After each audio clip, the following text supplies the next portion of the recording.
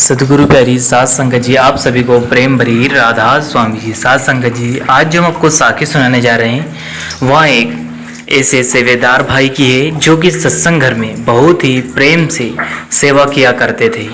उनकी सेवा साफ सफाई में थी। देखिए किस प्रकार एक बार वहाँ साफ सफाई करने के कारण उनके कपड़े गंदे हो जाते हैं। इस कारण वह सत्संग में सबसे आखिर में जाकर बैठ जाते हैं। लेकिन वहाँ कुल मालिक जानी जान है। जब तक उन्होंने वहाँ आकर अपने कुल मालिक से नहीं मिले तब तक महाराज जी ने सत्संग फरमाकर वापस नहीं गए। तो साखी में अंत तक जरूर बने रहिएगा और देखिएगा हमारे कुल मालिक ने उस सत्संगी भाई को क्यों बुलाया। तो अगर वीडियो पसंद आए तो चैनल को सब्सक्राइब करके बेल आइकन को प्रेस कर लें, जिससे कि ऐसे रूहानियत वीडियो आपको मिल सके जी। तो चलिए हम चलते अपनी साखी की ओर। गुरु प्यारी सात संगत जी, डेरे में एक सेवादार भाई जो कि बड़ा ही प्रेमी सत्संगी था और बहुत ही प्रेम से और नम्रता से गुरु महाराज जी के हुक्म की सेवा किया करता था और हमें भी करना चाहिए। सात संगत जी, हुक्म की सेवा होती क्या है? हुक्म की सेवा होती है गुरु जो कहे वो हम माने। तो ऐसा ही वो सेवादार भाई था। उनकी सेवा साफ सफाई डिपार्टमेंट में थी। वहाँ एक बार सेवा कर रहे थे और सत्संग का समय भी हो चुका था। तो जब साफ सफाई कर रहे थे तो उनके कपड़े जो थे वहाँ गंदे हो गए, कीचड़ लग गया।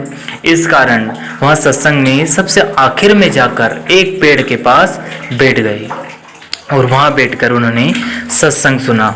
सात संगत जी, हमारे कुल मालिक सत्संग फरमाकर जब अंत में राधा स्वामी की तो सभी संगत उठकर जाने लगी और सभी संगत ने पूरा पांडाल खाली कर दिया। लेकिन आज हमारे कुल मालिक सत्संग व्यास गादी से नहीं उठे। यह देखकर सभी सेवादार भाई हैरान हो गए और वहाँ सभी पूछने के इच्छुक थे कि आज हमारे कुल मालिक यहाँ से क्यों नहीं जा रहे। उन्होंने कहा, क्या हमसे कोई गलती हो गई है?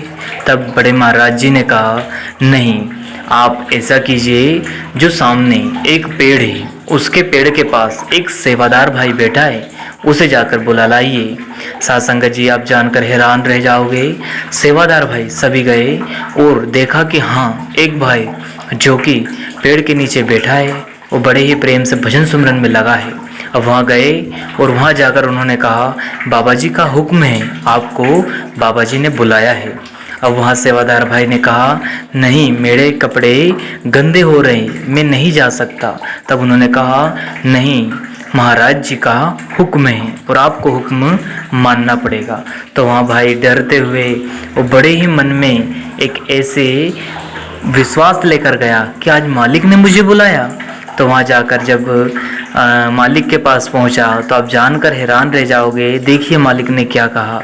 वहाँ जब वह सेवादार भाई गया तो वहाँ रोने लगा कि मालिक, मुझे आपने बुलाया, क्या मेरी कोई गलती हो गई? क्या मैं सही से सेवा नहीं दे पाया?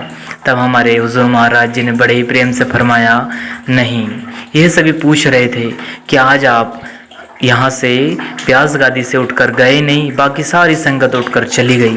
तो मुझे इनको बताना था कि जब तक मेरा सच्चा प्रेमी यहाँ पर बैठा है मैं कैसे उठ सकता था। अब आप बड़े प्रेम से अपना जो भी लंगर वगैरह वो करिए। आप बहुत प्रेमी सत्संगी और सेवादार है।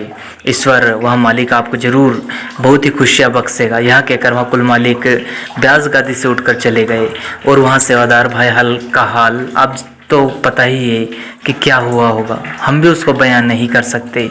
तो देखिए, वह हुक्म की सेवा, वह प्रेम की सेवा बहुत ही जल्दी बख्शता है और बहुत ही जल्दी जान लेता है कि कौन किस भाव से सेवा दे रहा है।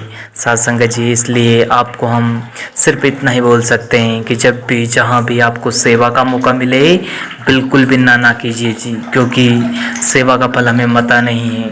बड़े महाराज जी किया करते थे कि जिस दिन किसी भी सेवादार भाई को, बहन को सेवा के फल का पता चल जाएगा, वहाँ पूरे दिन एक पैर पे खड़ा होकर सेवा करने के लिए तत्पर हो जाएगा। तो आप जान सकते हो कि जब कुल मालिक यहाँ कह रहे हैं तो सेवा का लाभ कितना होता होगा।